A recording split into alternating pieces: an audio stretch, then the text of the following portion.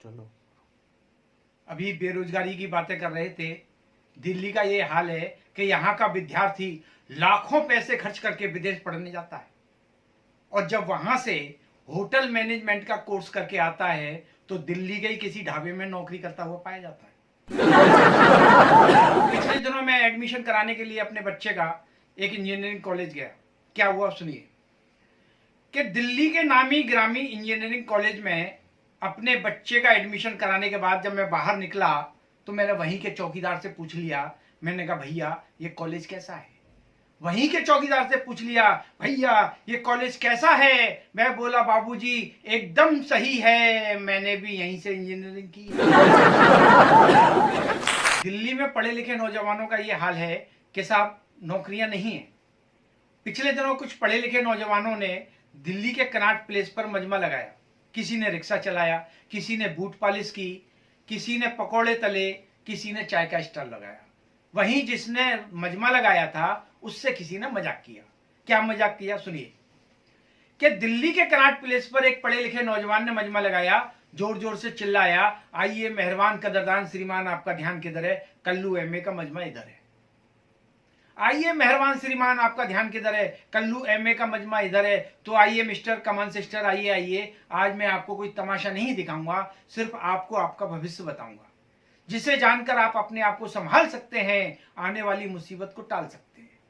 हाँ तो दोस्तों मैं कह रहा था आप हमसे पूछिए, हम बताएंगे जैसे आप नौकरी पर कब तक लग पाएंगे, किराएदार मकान कब खाली करेगा, मुकदमा जीतने में कितना वक्त लगेगा, इस बार लड़का होगा या लड़की, कब तक दूर होगी घर की कड़की।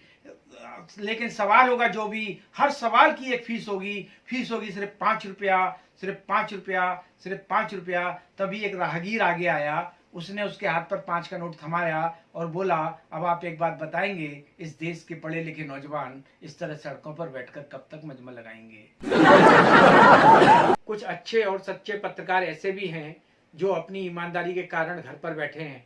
आइए ऐसी ही एक कविता से आपको जोड़ता हूं। देश के निष्पक्ष और सचेत पत्रकारों में से एक ने अपनी निष्पक्षता का इम्तिहान लिया और एक नेताजी की चुनावी रैली और उसी रैली में एक बच्चे के कुचलने का समाचार देश के सभी बड़े टीवी चैनलों को दिया।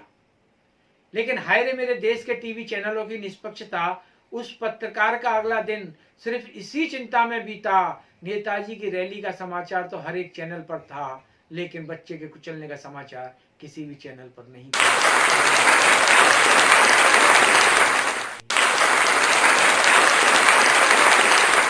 आइए अब सुनते हैं पेट्रोल के बढ़े दामों पर एक व्यंग्य रचना।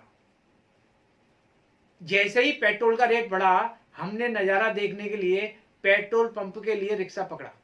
जैसे ही पेट्रोल का रेट बढ़ा, हमने नजारा देखने के लिए पेट्रोल पंप के लिए रिक्शा पकड़ा। लेकिन जब रिक्शे वाले ने पहुंचाने के 20 रुपए मांगे तो हमने उसे डांटा, नालायक, रेट तो पेट्रोल का बढ़ा है, तूने क्यों बढ़ाया।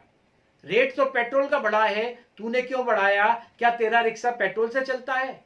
मैं बोला बाबूजी इसमें पेट्रोल नहीं खून जलता है, और इस खून की भरपाई के लिए हम स्वयं 25 रुपए किलो का आटा खा रहे हैं। एक आप हैं कि 20 रुपए देने में भी मरे जा रहे हैं, एक आप हैं कि 20 रुपए देने में